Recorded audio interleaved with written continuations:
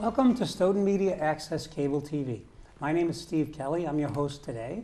And today I have the privilege of bringing on the show members of the Oasis group for Stoughton, which is the organization against substance abuse.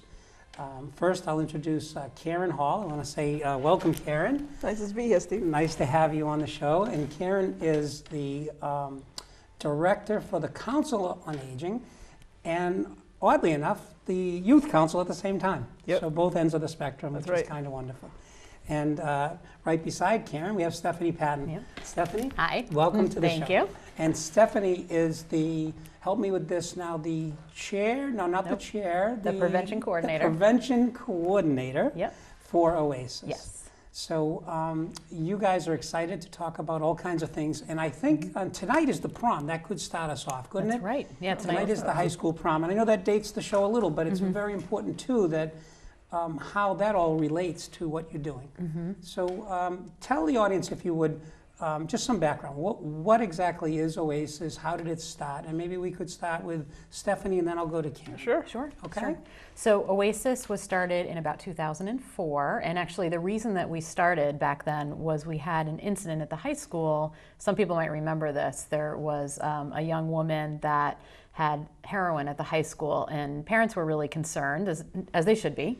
And at the time, actually, there was a lot of conversation about heroin in all of the communities in the Commonwealth. And so the district attorney's office was convening large community forums at any community that was willing to host one. Stoughton was actually the first to host one of these forums. And we had about 200 parents come out on a night, I think, in 2003. And a number of us were there in the audience and heard from the district attorney, and the Department of Public Health was actually offering an opportunity for communities to do some work around this issue. And so there were a group of folks in Stoughton who were already meeting, almost like a safety net group. Karen was one of those individuals. And so out of that group kind of came, Oasis was born, and we spent a year doing planning. So we did all the strategic planning, and I was privileged to be involved in that process way back. And we were fortunate enough at the end of that year actually to receive a federal grant. We wrote for this federal grant. We kind of crossed our fingers and said, let's go for it. And we received it. And so that sort of started our first cycle of federal funding. And now we're in our second cycle of federal funding. It was 2 5-year grants. So the coalition has actually brought into the town of Stoughton over $1 million in prevention money for substance abuse prevention, which is really exciting. And so some of those dollars have been federal dollars. Some of that money is state money. And so we've been able to do a lot of work here with our young people to really reduce youth substance abuse in town. And it's been great. We have amazing community partners that belong to our coalition, everybody from the police department to the schools. We have mental health professionals. We have local businesses, the clergy, young people, parents. It's an open group. Anybody who's interested is welcome to participate with us. And we have fun, and we're doing good work. So now that, as you explained it, sort of ties it in for me, for Karen, in the Youth Commission. Yes. So it's kind of running the same theme that Stephanie did. Like, how did you first get involved? So one of the things is, as the Youth Commission Director, I had started as the Youth Commission Director in 2003. I wasn't quite sure what, because our mission is to help Stoughton youth and their families, we didn't know exactly how that would take place. So when we did have this forum, and they asked if the Youth Commission would be the lead agency to kind of take charge of this, and we were able to do that because our mission is so broad, and because we're town funded, we have the ability to put resources where they're needed. Yes. So that was, Stoughton's really privileged in that way that only about 25 other towns in the Commonwealth have youth commissions. Okay. And so because we have that flexibility, we were able to kind of do some of this work. So we did apply to DPH to get the planning money. And then I was, and as was Stephanie, one of the writers of the original grant. So that really grounded you both, didn't it? I mean, like, what's the language that needs to be used? What are the prime targets and the objectives and things like that? know now. So it's a learning process. Oh, absolutely, absolutely. And I think that some of that work we had done, we spent a year planning before we wrote that big grant, and that planning process really helped us to look at Stoughton. And when we started looking at Stoughton and the data, we found that while heroin was like big media, it was still a very small, less than 1% of students were using heroin at that time. So what we found out was that alcohol, marijuana, and prescription drugs, and at the time tobacco, were the three drugs that the students were using the most. Right. Now, but there's been quite a shift. I know this just from like hearing actually about family tragedies, if you would, that there's been a shift toward heroin of late, from 2010, 11, 12, something to do with being much less costly. Yep. Well, so are you seeing that in your numbers, if you would? Well, what we see is that when you heard about heroin in the 70s, it is much more lethal now, or much more potent now than it was in the 70s and the 80s. And one of the things that has driven people to use heroin, and again, it's still a very small percentage of numbers. It's just that it's because it's so dangerous and the ability to overdose is so high. You hear a lot about it, but it's still a very small percentage of people who are using heroin. And when people who are using heroin, it's a terrible addiction, and it's very hard to get clean, and the relapse rates are very high. So you hear a lot about it, but many people, before they get to heroin, they start with prescription drugs. So Oxycontin, sometimes you'll go to the doctor's or the dentist's office, you'll get, you might have dental surgery and you'll get Oxycontin, oxycodone to help with the pain. Many people start with that, but those are very, like the street values of that is very high. Right. So basically what they talk about is $1 a milligram. So if you get a pill that's 40 milligrams, that's $40. And you can still buy a bag of heroin for about $6. So once people have used the prescription drugs for a long time, then that's when they move to heroin because it's cheaper. But for us in Oasis, the kids using heroin are still very little, and one of our goals is to reduce the access to prescription drugs so that they don't have that same access to make that leap. That ladder effect, if you will. Right, exactly. So we do a lot of work around prescription drugs as well, how to dispose of it. We do a take back as part of Hazardous Waste Day. So Hazardous Waste Day, you get rid of you can get rid of needles, you can get rid of tires, paint, but you can also clean out your medicine cabinet and get rid of your prescription drugs as well. Now, some of the audience, maybe Stephanie, you could take this question. Some of the audience might be confused. So here we are, we're talking about, all right, we're talking about youth on drugs, and now you're talking about me as an adult, let's say, cleaning out my medicine cabinet. How's that connected? Yep. So one of the key ways that kids get alcohol and other drugs, like prescription drugs, are a good example, is if it's easy for them to access those things. So when there are lots of excess medications in somebody's medicine cabinet, so you have all this leftover stuff from your dental surgery, you broke your leg, and we all tend to kind of hold on to those things for a rainy day, whatever that is. If you open your medicine cabinet, a lot of people still have old, the leftover antibiotics and all those things in there. And that's, unfortunately, it's an easy access point for kids to get those things. So by getting them out of the medicine cabinets, we're making it more difficult for kids to be able to use those drugs. The same thing is true with alcohol. If you have alcohol in your house and you keep it sort of contained, locked up, away from easy grabbing from your children, it makes it more difficult for them to use. So it's one of our strategies is to address where are those easy access points. So we know, for example, kids, it's very hard in Stoughton, fortunately, to buy alcohol if you're a young person from like a convenience store or liquor store. We do compliance checks with our liquor stores, and our rates are very, very good. Very few of those vendors are selling to kids, which is terrific. So we know that's not really an access point for kids. Right. So we think about, what are the easy ways for them to get these things, and we try to reduce that ease. And it doesn't matter, like, sort of your age, it could be your children, your grandchildren. That's right. Someone else's kids. Exactly. So it's perhaps a good idea to Yes. adopt a practice of hardening, if you would, your liquor cabinet and reducing the contents of your medicine cabinet. Exactly. And you can do that in a couple of ways.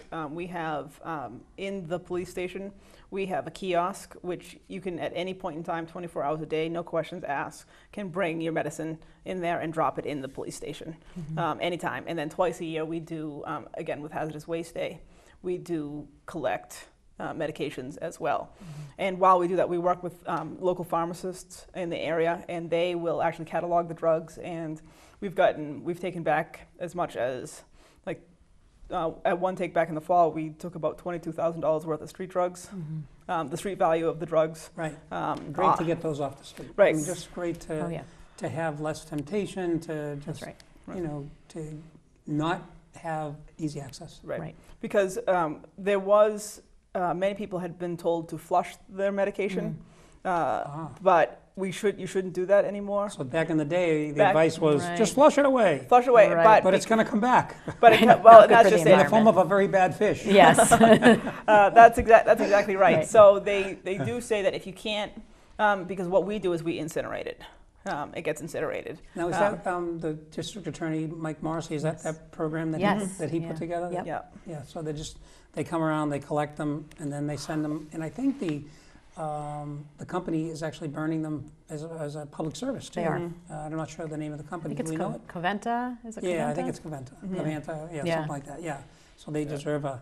Yes, they do. A little plug there, right? Yes. Yeah, and the police, we work in conjunction with the Canton Police, and so because 2 officers need to take the medication to the incineration, we work with the Canton Police. So the Canton Police Officer's evidence officer and our evidence officer takes it to the 2 different departments, too. Right. Kind of like a little safeguard built into everything. Right. Well, Yeah. exactly, because that's exactly what it is, because there is so much potential for it to go wrong.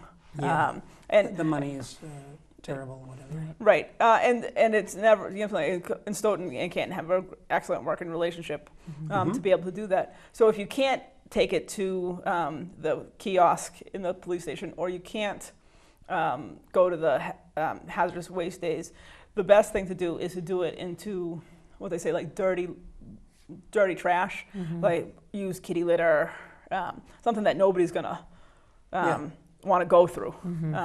Use coffee grounds, different things like that. So get rid of it and put it in a plastic bag, and then throw it So out. it disappears without any, Right. no label on that. Right. Dogs in here. Right. We don't want to do that. Right. So access is just one of the areas that we, you know, the more likely people are to use is when there's more things around. You know, like so if there's chocolate cake in your refrigerator, the chances of you eating the chocolate cake is much greater than if you don't have chocolate cake in your house. I can personally attest to this theory. That's right. Me too. But so it's the same thing goes in general as well. But we do many different things. So when you're talking about the prom, we do a big program every year in February or March, and we host a fashion show for the kids going to the prom. Yeah. And then this is for the parents and the seniors in Stoughton High School, and they have to sign a contract that it's called the prom contract. And what it is basically it gives people, parents and kids, some information about what happens. So it's not a legally binding contract, but they do need to sign it in order to buy their tickets for the prom. And this says that they agree that they won't buy alcohol for the kids before the prom. They won't rent hotel rooms for them. You know, that if there is a problem with the prom, that there's a contact number that they'll be able to come and get them. So it's just a way for people to start to have a conversation and to make sure that kids know what the parental rules are around alcohol and drugs. It creates commitment. I teach negotiation, and one of the things you do in negotiating is you try to get to a point where you create a commitment. And each commitment leads itself to a place that's more ready for another commitment. So even though you say it's not a legally binding contract, it does create commitment that is fruitful for the enterprise that you're interested in. Right. Right. Yep. And so we also do we have speakers, people from the police department, we have somebody from the mental health area just talking about what the parents' roles are and how much kids, even though they roll their eyes and do all the stuff that teenagers do, that they still listen to their parents and respect the boundaries that their parents set. So if the parents set good boundaries, the kids are more likely to not do risky behaviors if they are aware of what the parents believe. So if you say, if my kids say, oh, if I got caught smoking pot, my mom and dad would, kill me, ground me, whatever it would say, then the kids are less likely to do drugs. Yeah, if it's an amorphous statement like they'd kill me, that's one thing, but obviously that wouldn't be the case. But rather, we hope not. We hope the contract rather might say, you'll be grounded for 3 weeks, no entertainment and no car or whatever like that. Right. So so that makes it a commitment by both people with really employing consequences, which is really good parenting to start with. So you're doing some things like that. Maybe share with us. You started to hint that when you started, it was a learning process. What did you learn? Do you recall, like from the beginning, like you thought it was going to be one thing, but it turned into something different? Sure.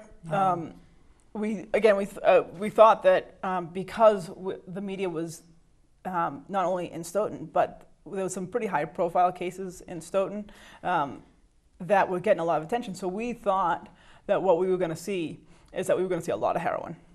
And what we found out, there was not a lot of heroin. There was just a little bit of heroin with a lot of media exposure.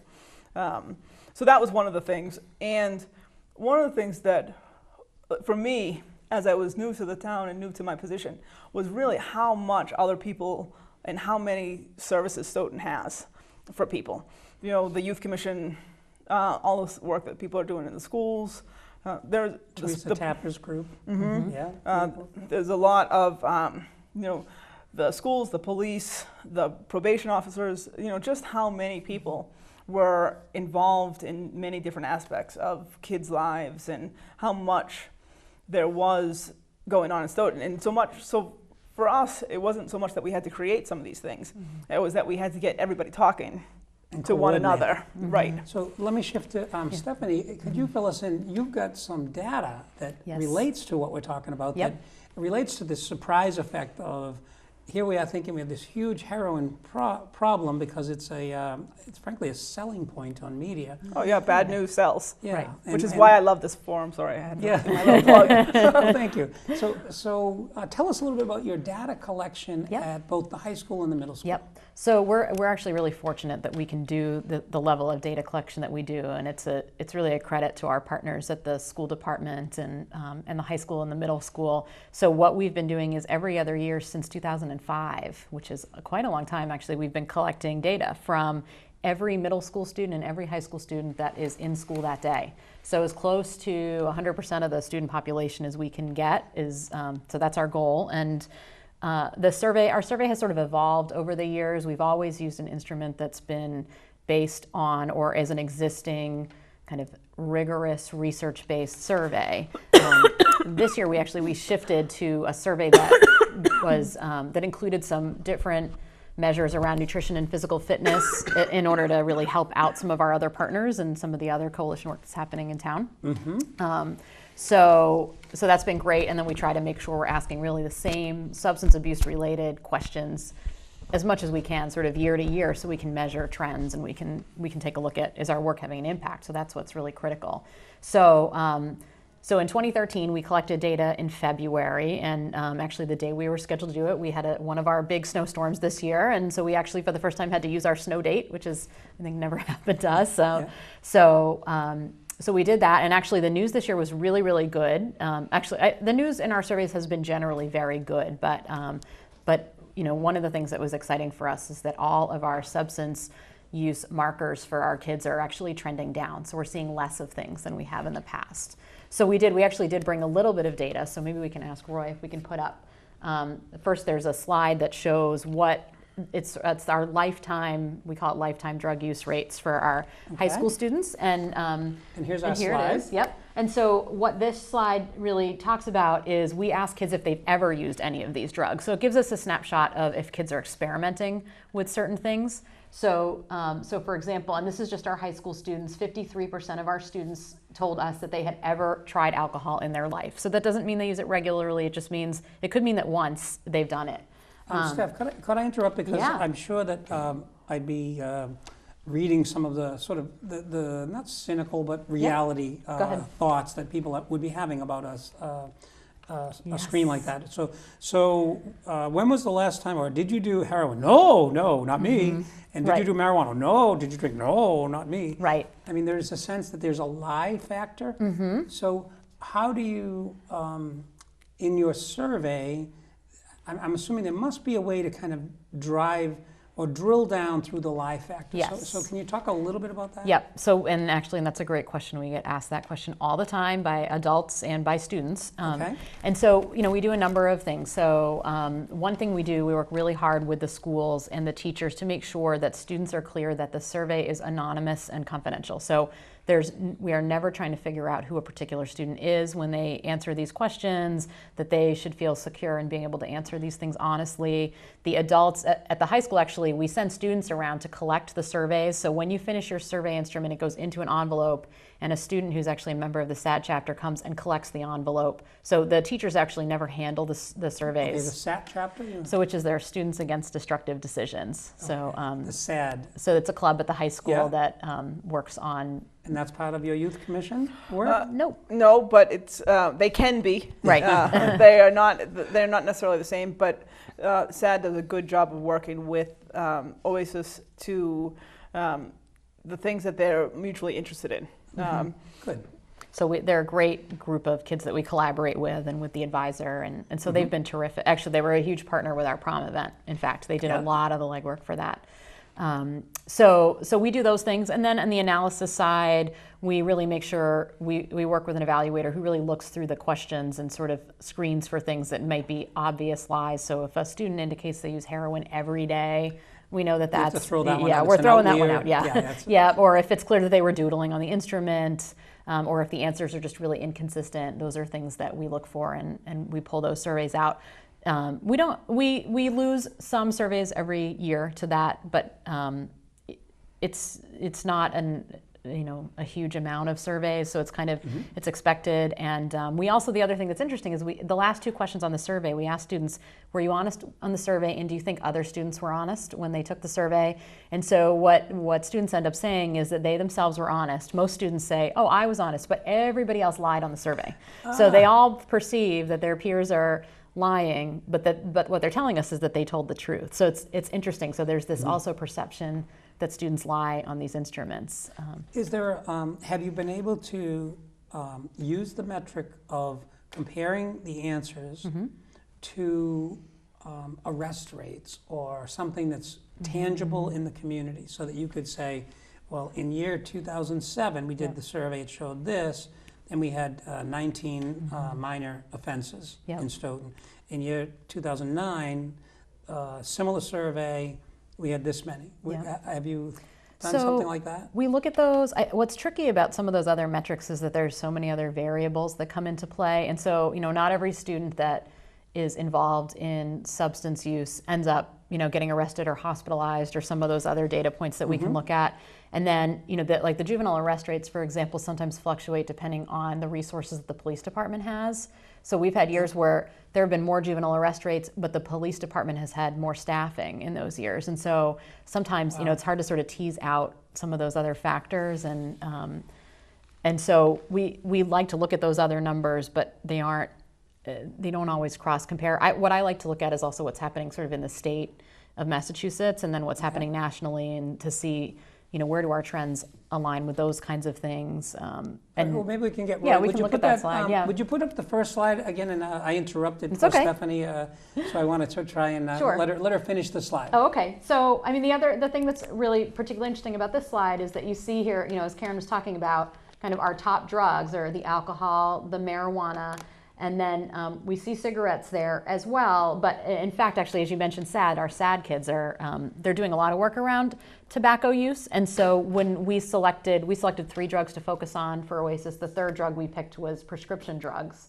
And so you see that there as well. But you also see, unfortunately, we do still have students experimenting with inhalants, with ecstasy. You see the heroin number is really, really small, which is fortunate. All these numbers, of course, are higher than we would like them to be, but compared to, we can look in a minute at a comparison slide, but compared to the state, we're actually doing very well. So, these things are all relative. Do other towns use the same survey so that you could compare? A lot of towns, so the survey we use is something called the Youth Risk Behavior Survey, which is a survey that is used by the CDC, so it's a national survey, and it's also used by a lot of schools in Massachusetts, as well as the Department of Education uses, that's sort of their survey that they use in conjunction with the Department of Public Health. And so there's a lot of state data using actually that exact survey. Yeah. And I think you have a slide now I that do. you could Yep. show. So there's another slide that shows the state and national data. Yep, here it is. So the Stoughton use rates are the bars that are to the left that are in orange. And so you can see actually, these rates are what we call current use rates. So that means we ask students in the last 30 days, did you use alcohol? Did you use marijuana? So that gives us a snapshot of what are they. As of March 2013? Yep, as of, well, in February when we took this, yeah. So it gives us a snapshot of what they're currently doing, which is a better indicator of kids who might be using things more regularly, as opposed to, I used once in my life and I was experimenting. Yeah. Okay. So you can see our alcohol rate is about 31%, but significantly lower than the state of Massachusetts, which is at 40%. So, the same is true kind of across all of the drugs that we looked at, these 30-day use rates. So our marijuana use rate, significantly lower than the state, cigarettes, and prescription drugs. But the thing you'll notice on this chart is that the state data has a 2-year lag time. So the state and national data here is from 2011 because we have the ability, fortunately, we can do a survey, we can work with our evaluator, we can get our data back in 6 weeks. Right. When the state collects data in 2013, it will take them a year to produce that data. A larger pool as well. Yeah. So, we'll see that stuff eventually. The state data and the national data doesn't tend to fluctuate by a lot. So, we might see a reduction in those use rates. We might see them go up. We don't know yet, but it probably won't be a significant amount. And my guess is that we will still be significantly lower than all of those rates just because the gap is pretty big there. Good. And because of the work that we're doing, which is not happening in every town. Right. Now, Karen, I noticed on that slide, a little phrase on the right, a little thing says, "We are united." Tell us about We Are United. So We Are United came from some of the grant money that we had received in the last few years. And We Are United is a slogan that we have been using to talk about the fact that all of us in Stoughton want everybody to be healthier, kids not to use drugs, kind of all of those things. And as you can see, it's a play on the Black Knight that we use for the school mascot. And it colors a lot of, it's a really a broad umbrella for a lot of the other work that we're doing as well, because in substance abuse, we also work with the Y around their Pioneer and Healthy Communities, which is another grant that we had worked on to get about healthy behaviors. So walking more, eating more fruits and vegetables, eating less chocolate cake. As well as, but also healthy behaviors is doing the things that, not doing drugs, taking care of yourself. So kids who are more connected to the schools, to a temple, to the Boy Scouts, the Girl Scouts, if they're connected to an organization, they're less likely to do drugs or engage in risky behavior. So if we can make Stoughton that community, that's an umbrella for all of us to go in as well. And so you'll see it interchangeably. You'll see We Are United and Oasis, but that's a long-term plan for us that a lot of these initiatives will fall under that umbrella. And we focus grouped it with the kids a few years ago, and so they really liked it. It will also be the basis of our a program that we're going to be doing in the high schools and in the middle schools to talk about attitudes and perceptions. So, which I'm sure that Stephanie will do a good job talking about. But again, we talked about the survey, everybody else lies, but I tell the truth. The same is true for kids when they think about using alcohol, marijuana. Everybody else does it, but me and my 3 friends don't. So it's almost like a false peer pressure. Like a false perception of overuse? Right. So you'll say, I don't use it, but everybody else uses it. So if kids are on the fence, whether or not they should use or not use, it's a false peer pressure because they think that everybody else is using, even though it's not true. Right. It says the surveys, different things like that. So we're going to put the truth up onto posters and different things like that, which we've done in the high school in the past. And it'll say things like, so if our rates are... Well, actually, we can show that. There's one more bar graph that actually illustrates what Karen's talking about. Let's see if we can get Roy to do Maybe that. we can get it, And yeah. as we do that, I just want to say thank you to Roy Cohen. He's our producer, contributes all his time. We've got Leo McGowan. He's hiding behind the cameras, doing a great job as well. And Mike Hammond is a technical person. He's in the back. And we also have a new volunteer person, Roxanne, is out back as well. So we want to say thank you to all of these people who are helping build the show. So if Roy can produce this 3rd screen, that would be nice. There it is. Great.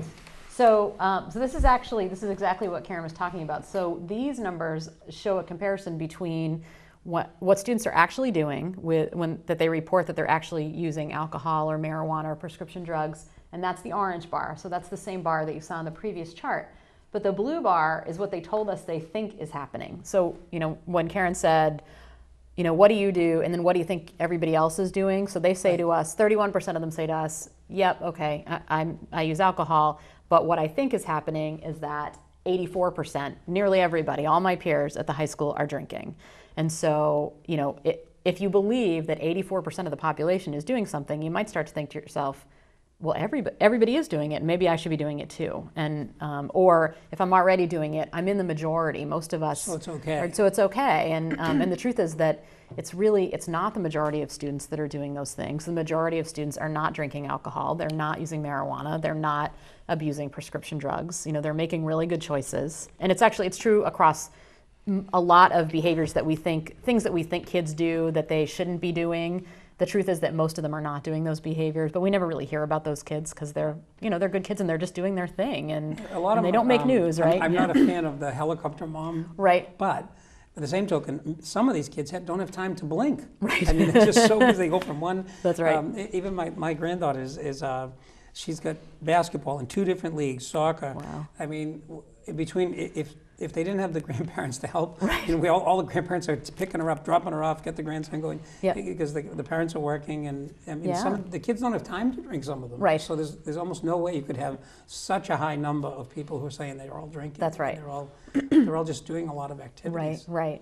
But I think when you're in high school, it feels like everybody's doing it because it's much more interesting to come in on Monday morning and to talk about some crazy story about somebody who was, at a party and some wild thing that happened. And the truth is that there might have been a lot of kids at the party who weren't drinking, and maybe were just there because they just want to be with their friends. That's what, right. That's what kids want to do. They want to be with their friends. And, but the things that kind of create the most noise are the things that get kind of told over and over again at the locker rooms. And they build as they get told. Exactly, yeah, they become these crazy tall tales. Those are, and that's what sort of fuels this perception that everybody is doing this. So the idea of the campaign, this media campaign about telling kids the truth is a couple things. One, it is really good in terms of critical thinking. We want kids to stop for a minute and think about, is it really true? Do you really think 84% of kids are doing this? Could you, think about the people around you. If they're not doing it, why would we think everybody else is doing it? And then there's really, really good research that says that if we can reduce those misperceptions and get kids to understand something that's closer to the truth, that those actual use rates will start to come down as well. So when we reduce that 84% to something closer to even 50%, or we can get students to understand it's less than half of the population, that 31% of kids who are drinking, that number is going to go down as well, which is our ultimate goal. Because it's nice to change the perception, but it would be really nice to change the rate. So and the way that we get kids and it's the conversations and the challenging and the critical thinking that leads to the behavior change, not the pretty posters and the t-shirts, and we'll do all those things in order to spark the discussions, but it's the discussions that are really important. So it's a great thing that teachers and parents and people in the community can do when they start seeing some of these messages, is just to be engaging with kids around, do you think that's true? And tell me about your experience with that. And because the idea is that the posters will feel provocative to the students because they won't believe that only, the 2/3 of the population isn't drinking. Because if students already knew that to be true, then there wouldn't be a misperception to work on. So we would never go out there and we would never say most kids aren't using heroin, because they would go, yeah, most kids aren't using heroin, we know that. Yeah. There's no misperception. So, if we want to work on the places where the misperception exists. So the Oasis is about helping with substance abuse. I'm wondering, Roy, if you could put up the contact information, and I'd like you to speak to something about what if someone in the community is having an acute problem, and we want to just put up that this is a Stoughton agency, and we have Karen's email, khall@stoughton-ma.gov, to talk about, I would think, sort of general stuff, 781-341-2252, extension 9512. And the website is StoughtonYouthCommission.org, and they're located at 110 Rockland Street in Stoughton. Stephanie's email is spatton@stoughton, is it .ma or -ma.gov, 781-341-2252, extension 9456. And that website is StoughtonOasis.org. So we have some contact information, but what about an acute situation? Maybe Karen, you could tell us. I'm a parent, and I've got a 15-year-old son, and I think I found a packet of some drug in the bedroom, or whatever, in the bathroom. What happens now? What do I do? How do you help? Or do I just call the police? Are you not the place? Well, the answer is it depends, but I'll go on a spectrum. So if I'll go from the worst case scenario to what we think is the worst. So if you come across your kid and he or she is, that they're actively drunk, using different things like that. So if they're very drunk, like you want to make sure that they're safe. So the first things first. So that might mean, if they come in and they're very drunk, you don't want them to throw up, you don't want them to die.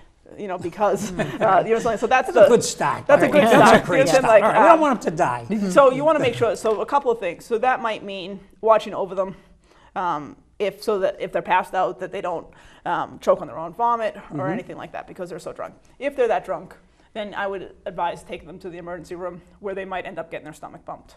That's the worst case scenario. So if you have any doubts in your mind that your kid's not safe, take them immediately to the emergency room. So that's the first thing. So then on the other spectrum, so you think your kid might be smoking pot. You can always, the first thing you can always do is to sit down and have a conversation with them. Not as an accusatory, like, hey, I caught you smoking pot.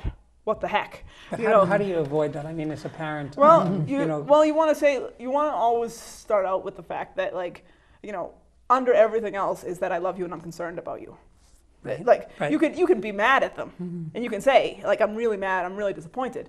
But the kids need to know first that you're coming at them because you care. The reason that you don't want them to smoke pot or to drink alcohol is because you want them to be their best and to do their best and all of those things. And so it comes from a place of love and care, and you have to start there because they're teenagers and their immediate reaction is like, I'm not going to talk to you. And sometimes, so I would start there to have a conversation. Sometimes you can't have a conversation and they're having a hard time. You can always call the Youth Commission. We can help you on a one-time thing. We can assess your child, say, yeah, we really think that he's really at risk, he or she is really at risk. So you bring the family in and say, well, why don't you come in and we have a counselor available? Yeah, we have all of, the Youth Commission has myself, which I'm an LICSW, so I have a master's degree in social work. I have other master's level therapists on staff, as well as master's level interns. So you could come in on a one-time thing. We can assess your child and say, yes, we think he's at risk.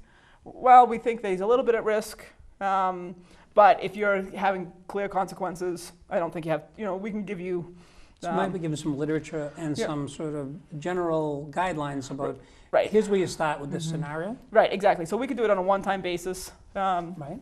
just to assess. We also do ongoing counseling, free of charge to any youth and their families in Stoughton. So you could come in, we could say, yeah, we think that it would be beneficial for them to come in for individual counseling. It could be family counseling. So once every other week or something? Once a week. Once a week, and that's yeah. free? Yep. It's all part of your service? Yeah, because we are a town agency, just like the DPW, that we're picking up your trash and plowing your roads, and Stoughton has done a very good job of maintaining that service. Like I said, it's only one of about 25 in the Commonwealth that has one. So we will help assess, we'll help ongoing things. We could do parent consults. We could do kind of a whole different ball game. Anything that is for youth and their families, we can kind of steer them in the right direction. If we're not the place for them to be, we can make sure that we get them to the place that What they about need to be. if I have a fear of, I don't want the police involved, for instance. I don't want my kid to get arrested here. Right. What about that? Well, we wouldn't call the cops, even if a kid was using or anything like that. That would be a part of a confidential counseling. Right. You may have to say, look, if you continue this, you're going to have those kind of consequences, but coming to us is not going to trigger that. Absolutely not. And we would never call the police. We might say, if you continue that, and you get caught by the police, this is what's going to happen. If it's really out of control, we might even recommend that the parents go to the police. But we would certainly never force that or anything. Right. Or anything about that. But it is sometimes, and not in all cases, but sometimes a kid getting arrested is the best thing that can happen to them, because it's a point of intervention that they can get help. And a reality check too. Right. Hey, you are at this point. Been avoiding it. Everybody in the family perhaps has been dancing around it, and you're here, and Right. you need to know it.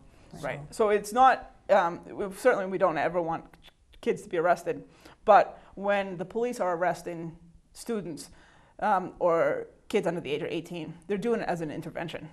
They want to help these kids, and it's a first step.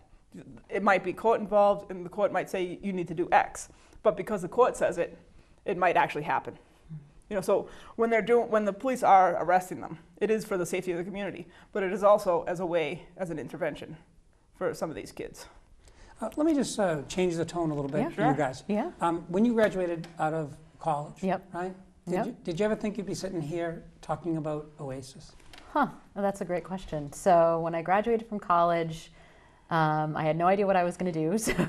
So probably not. But I think when I graduated graduate school, I would say yes, because I had started to do some of the prevention work with college students, and I knew that I was interested in working with the youth population, and I had a public health degree, and I knew I wanted to do prevention work.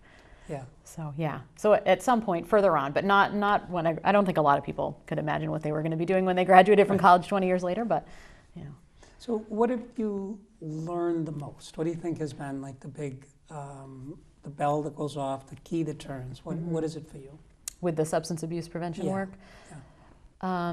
Well, I think here in Stoughton, one of the things that for me that's been really amazing is just the collaborations and the way that people have come together in the community to address this work. And so, I feel like the success of Oasis as a community coalition is really steeped in the what its members do, because my position is grant funded, and so eventually at the end of the life of the grant, the coordinator position isn't a funded position anymore, and the idea is that the coalition will continue to do this work and will have everything they need and all the skills and all the information to keep running the coalition and continuing to do all these strategies in the community. And I feel like here in Stoughton we have a really amazing base for that, because we have such a diverse group of partners, and this is just really important to them, and they're passionate about making a difference here, and they really care about our kids. And so, I think that's the most important thing, are those relationships and keeping them strong and keeping people engaged in this work. So for me, that's actually been the most important. I think you can teach a lot of people the content, and there's a lot of research about what strategies work, but you can't, in a community that doesn't come together like that, you can't make change. And Stoughton had that already built in, and I think some of the structure that the coalition provides helps some of that work to happen, but if the right people weren't here, then it wouldn't be happening. So I think we're very fortunate. We have some amazing people in this community. That's an amazing answer to a good question, Okay. by the way. Karen, in terms of nurturing your the Oasis program, what is it like at town meeting or with the town as you combine your work with the town manager? Tell me a little bit about that. You know, because the Youth Commission is in such a unique role, we are lucky in the fact that we are able to do both individual work, so we work with the individuals, and we can do community work through the Oasis program, and you really get to see all the spectrum. So I can have conversations with the superintendent, but I'm also having conversations with the adjustment counselor or the guidance counselor in elementary school or the middle school. So for me, seeing that whole gamut is really interesting for me.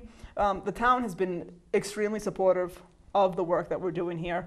We are the fiscal agent for the grant funding, so that is a whole level of bureaucracy, trying to deal with all of the paperwork and the federal government, and so they have been very supportive in helping us to do that. Okay. They are really, they're really able to kind of see the work that we're doing and what things that we can do to make it all happen together. A really good example of this is that we've worked very closely with the DPW and the rec department. Mm-hmm. So at the Cat Playground in the Halloran Fields, yep, there was some picnic tables that were at the back of the Halloran Field. Okay. So kids would always, early Thursdays after school, teenagers would always sit there, maybe do some stuff that are not necessarily... Not on the recommended list. Not on the recommended list, exactly.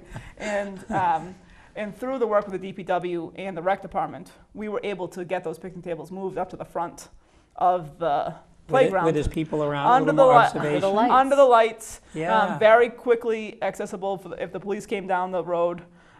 Because what would happen if the police came down, they would just scatter by the time the police could get to the back of the thing. So just that one environmental change. Great example. Moving the picnic tables. And what you call an environmental change. I like that. Yeah, because it changes. So once those picnic tables have been moved, we don't ever have to think about them.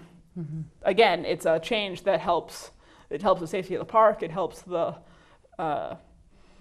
community. It helps the police. It helps the kids. Mm-hmm. Right. And because we have the relationships with the DPW and the rec department, you know, me sitting there with John Batchelder and John Dennison, I said, "Could we move those picnic tables?" And they said, "Sure." And we thought it was going to be this huge project. Yeah, you have to requisition it. We're gonna 3 months later on a list somewhere. You know, have a committee meeting, blah blah blah, and it was done within a month of that.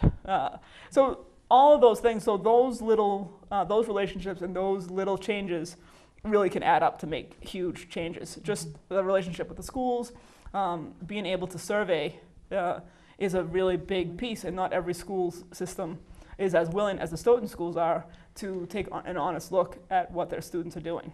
Mm-hmm. Because that because for some of the schools, it might not look good. Yeah, it may reflect on someone and possibly cost somebody a job. Right. But the fact that we have cachet at least. Right, but they're willing to not only to let us to survey, but are really interested in using the data to propel their things as well. So it's been really a really great relationship, and because the Youth Commission is a town agency, I think that it has really, because there are some coalitions who are through different departments or their own entity, and they don't have as close working relationships as we do in the town. Right. So I think that we're able to make the resources that we have in the town go further because we have the coalition on the other side.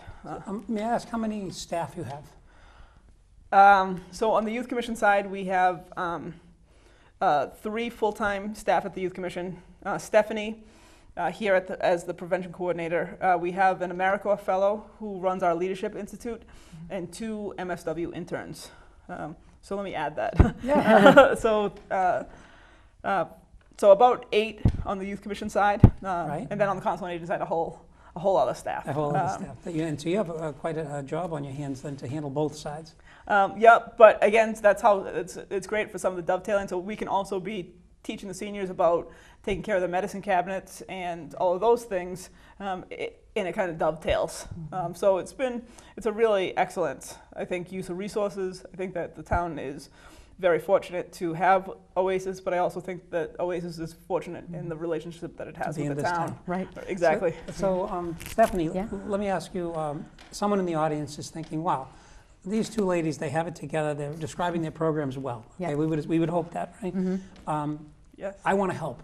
Great. What could I do? Great. So there are a lot of ways that people can help. So one thing that they could do is they can contact me, and if they're interested in coming to coalition meetings. So our coalition meets once a month on the first Wednesday of every month at the police station from 2 to 3:30. Although, as I'm saying that, in June we're meeting at a different time because it's kind of our end of the year celebration, and we take a hiatus for July and August. But they but can in contact September, you, but they right? can contact me, And you'll tune them in. and we can kind of get them up to speed and talk to them about what we do.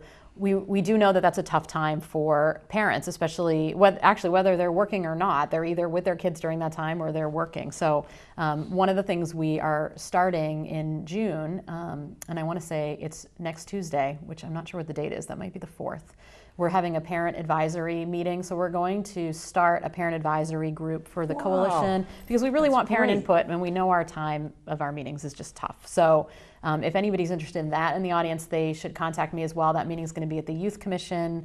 I believe it's at 6:30 that Tuesday night. It's an open meeting for any parents, and and we can talk about what the commitment to that is. We're thinking that group may convene quarterly or something. It's not a huge commitment, but there are lots of opportunities to volunteer at some of the kinds of things that we do, and we've had folks do that with us in the past, like at the drug take back, for example, or at our prom event. And depending on folks what they do, those are opportunities. But if also you're thinking to yourself, well, what can I do in my own home to be dealing with this issue? Our website is a really great resource. So StoughtonOasis.org. And so let me interrupt you. We need to go to the credits. And Okay. Let's start with you guys. We'll put you right up there Great. for a contact. We'll run the contacts. Okay, great. And when I come back to you guys, we'll have like a minute for you guys to say, I wanted to make sure I tell you this. Okay. So Roy, if you can. Okay, so right off. So Stephanie Patton's email is spatton@stoughton-ma.gov. 781-341-2252, extension 9456. You can ask somebody, I'm sure they'll connect you with her. www.stoughtonoasis.org. There's the website where there are a number of resources in addition to being able to talk to these fine ladies. Okay, and then we've got Karen Hall, Kay Hall, the director at stoughton-ma.gov, 781-341-2252. Her extension is 9512. StoughtonYouthCommission.org. And that's down on 110 Rockland Street, Stoughton. It's a great facility, and they have a lot of meetings there. So now to run the credits. And we have the Stoughton Farmers Market. It starts this Saturday at the Trackside Plaza. That's 2 Canton Street, Stoughton. You can check out the website at www.stoughtonfarmersmarket.com. We're on Facebook, the same, StoughtonFarmersMarket.com. Stoughton Farmers Market, no .com on Facebook. Not that I would know, since I don't do Facebook, believe it or not. Saturdays, June through October at 9 a.m. to 1 p.m.